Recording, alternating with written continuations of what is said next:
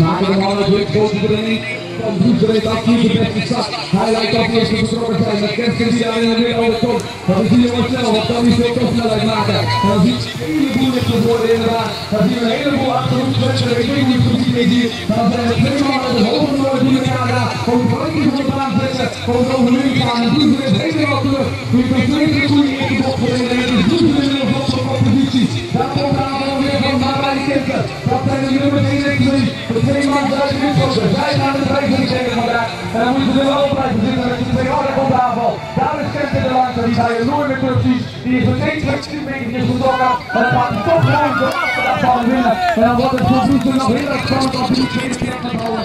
Omdat er een man ligt te worden. Bijvoorbeeld Kevin Brenthouwer nog voorbij komt. Daar is het gelijk. Oh, Brusting daar zelfs nog. De man ligt te worden. Hoi hoi hoi. En dan moet je helemaal goed nemen. Plek nummer 6.